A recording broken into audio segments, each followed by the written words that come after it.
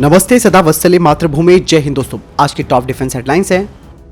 भारत के project 75I के तहत फ्रांस ने भारत को SMX 3.0 सुविधाओं के साथ बाराकूडा क्लास और extra large unmanned under water vehicles की पेशकश की। पाकिस्तानी सेना में शामिल हुआ चाइना का third class air defence system. Vijayadashami के मौके पर रक्षा मंत्री राजनाथ सिंह ने देश को समर्पित की 7 नई रक्षा कंपनियां। पुंछ एनकाउंटर में 5 दिनों में अब तक JCO समेत सेना के 7 जवान हुए शहीद। आतंकियों से मुठभेड़ अभी भी जारी है। भूटान और चीन ने समझौते पर किए हस्ताक्षर। अलर्ट मोड पर आया भारत।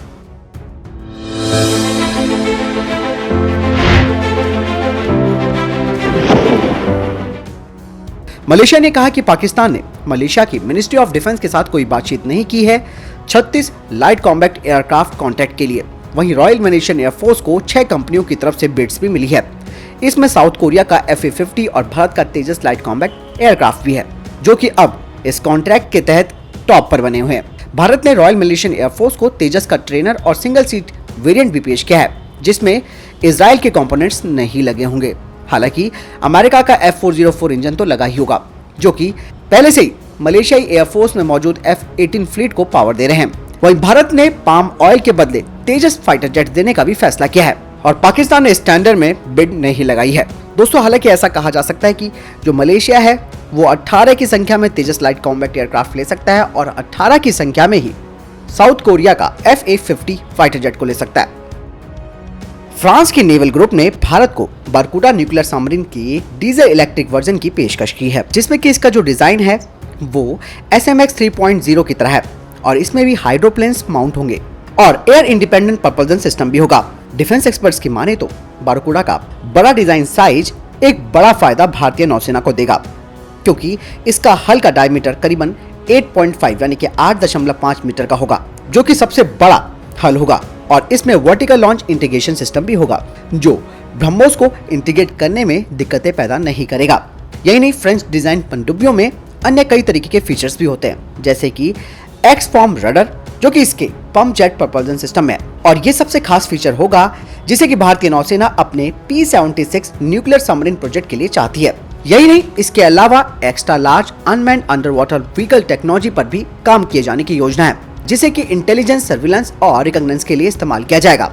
और इस तरीके के extra large under water vehicles भविष्य में माइन काउंटर मेजर्स और एंटी सबमरीन वॉरफेयर में इस्तेमाल किए जाएंगे।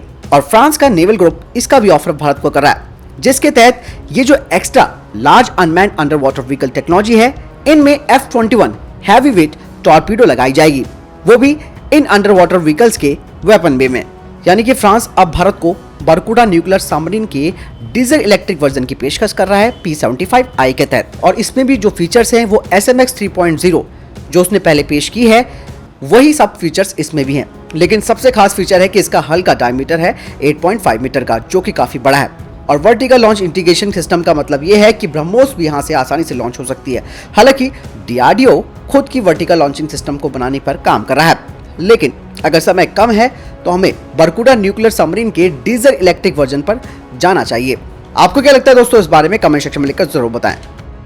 पाकिस्तानी सेना में शामिल हो चुका है चाइना का थर्ड क्लास चोरी की तकनीक से बनाया हुआ HQ-9 और पाकिस्तान ने दावा किया कि इससे हम भारत का मुकाबला कर सकते हैं। दरअसल भारतीय वायुसेना में जिस तरीके से S-400 एयर डिफेंस सिस्टम आने वाला है, दिसंबर तक पहुंच रहा है, और ऐसे में पाकिस्तानी सेना ने आंख बंद करते हुए चाइना से HQ-9/P एयर डिफेंस सिस्टम शामिल कर लिया है। पाकिस्तान ने दावा भी किया है कि चीन का एयर डिफेंस सिस्टम लंबी दूरी तक सतह से हवा में मार करने वाली मिसाइलों से लैस होगा, जो कि 100 किलोमीटर तक फाइटर जेट, क्रूज मिसाइलों और अन्य हथियारों को एक बारी में तबाह करने में सक्षम है।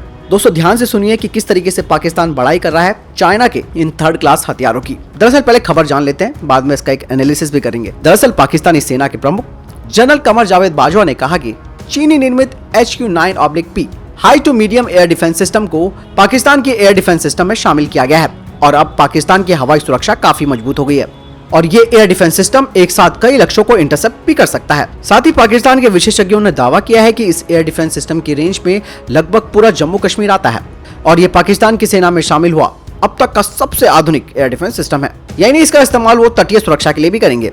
इसे रेल या फिर हवाई रास्ते से कहीं भी ले जाया जा सकता है। दोस्तों, सबसे पहले तो आपको ये समझना चाहिए कि अगर चाइना को अपने इस डिफेंस सिस्टम में इतना भरोसा होता तो वो रशिया से एयर डिफेंस सिस्टम ना खरीदता, क्योंकि वो ऑलरेडी रशिया के S-300 और S-400 का इस्तेमाल कर रहा है।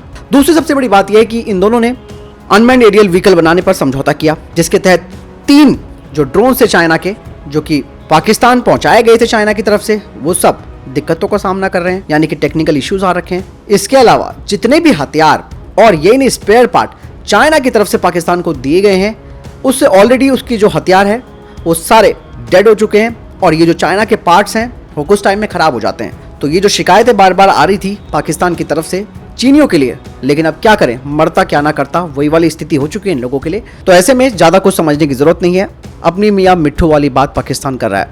और रही बात S-400 की, तो उसके आगे तो चाइना का ये जो HQ-9 है ये पानी भरता हुआ नजर आएगा, और 100 किलोमीटर की ये इसकी रेंज का दावा कर रहा है, लेकिन कोई ऑपरेशनल रेंज इसकी ये 100 किलोमीटर की नहीं है, क्योंकि चीन ने बिल्कुल कॉपी करके बनाया हुआ है, S-300 का ही कॉपी किया हुआ है ये भी। दोस्तों आपको क्या लगता है पाकिस्तान के इस नए डिफेंस सिस्टम के बारे में? कमेंट सेक्शन में लिखकर जरूर बताएं।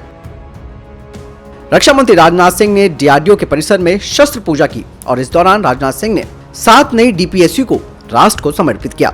रक्षा मंत्री राजनाथ सिंह ने कहा कि आज हमारा देश अपनी पूरी क्षमताओं के साथ दुनिया भर के लिए रक्षा निर्माण यानी कि डिफेंस मैन्युफैक्चरिंग हब के रूप में सामने आने के लिए पूरी तरह से तैयार है, और हमारा उद्देश्य पब्लिक और प्राइवेट क्षेत्र में एक्टिव पार्टिसिपेंट यानी कि सक्रिय पार्टनरशिप को आगे बढ़ाना है।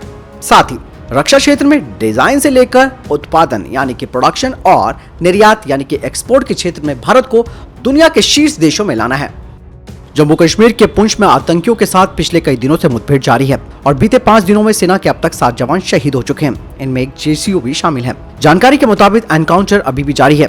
सेना के मुताबिक जारी मुठभेड़ में 2 राइफलमैन शहीद हो गए, और इस ऑपरेशन के दौरान राइफलमैन विक्रम सिंह नेगी और राइफलमैन योगेंद्र सिंह शहीद हो गए।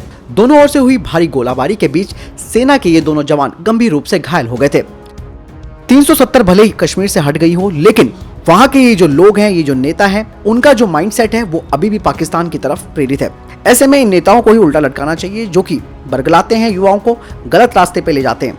ताली तो एक हाथ से बजती नहीं है। जब तक इन लोगों का रिस्पॉन्स यानी कि जो जम्मू कश्मीर में लोग रह रहे हैं, जो कि आतंकियों का समर्थन दे रहे हैं, ये जब तक यहाँ से अपनी ये फालतू की बातें बंद नहीं करेंगे तो पाकिस्तान का मोरल ऑटोमेटिकली डाउन हो जाएगा, और वो आतंकियों को नहीं भेजेगा, क्योंकि उसको मालूम चलेगा कि इनको कोई सपोर्ट करेगा ही नहीं। यानी कि जैसे ही ये बॉर्डर क्रॉस करेंगे कोई अपने घर में नहीं घुसाएगा नहीं, और सीधा इनको खत्म कर देगा। इसीलिए दोस्तों वक्त लगेगा, थोड़ा सी कड़ी दवा हमें पीनी पड़ेगी, लेकिन पूरी तरीके से इस आतंक का खात्मा किया जाएगा। भारतीय नौसेना का मालाबार युद्ध अभ्यास बंगाल की खाड़ी में जारी है। इस युद्ध अभ्यास के दौरान नौसेना अध्यक्ष एडमिरल करमवीर सिंह और अमेरिका के नौसेना प्रमुख माइकल गिल्डे ने निमित्ज क्लास के aircraft carrier USS Carl Vinson का जायजा लिया। इस दौरान गिल्डे ने कहा कि वे भारतीय नौसेना के साथ मिलकर काम कर रहे हैं। नौसेना अध्यक्ष एडमिरल करमवीर सिंह ने कहा कि मालाबार अभ्यास बहुत सफल रहा है। जहां तक मालाबार अभ्यास का संबंध है, ये रेड लेटर डे है। अभ्यास में हमारी 4 नौसेनाएं भाग ले रही हैं। समय के साथ हमने अपनी विश्वास और समझ का निर्माण किया है। भूटान और चीन ने अपने सीमा विवाद सुलझाने के लिए एक समझौते पर हस्ताक्षर किए हैं। यह समझौता 3 स्टेप रोड मैप है, जिससे दोनों देशों के बीच वार्ता को आगे बढ़ाने में मदद मिलेगी। इस समझौते के बाद सीमा विवाद को लेकर वार्ता में गति आएगी, जो पिछले 5 सालों से रुकी हुई थी।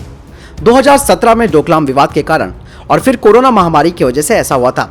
भूटान और चीन के बीच इस समझौते का समय भारत के लिए काफी अहम है। भूटान के साथ चीन ने यह समझौता तब किया है जब लाइन ऑफ एक्चुअल कंट्रोल यानी कि LAC पर पिछले 17 महीनों से गतिरोध जारी है, और 13वें दौर की बातचीत हो चुकी है, जो कि बेनतीजा रही थी।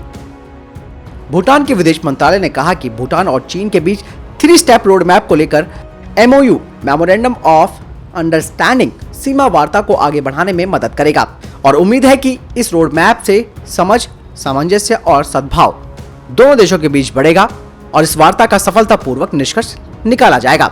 वहीं भारत के विदेश मंत्रालय की तरफ से आधिकारिक बयान आया है, जिसमें कहा गया कि हमने आज भूटान और चीन के बीच हुए समझौता ज्ञापन यानी कि MOU पर हस्ताक्षर के बारे में गौर किया है। और आप जानते हैं कि भूटान और चीन वर्ष 1984 यानी कि 1984 से सीमा वार्ता कर रहे हैं। इसी तरह भारत चीन के साथ सीमा वार्ता कर रहा है।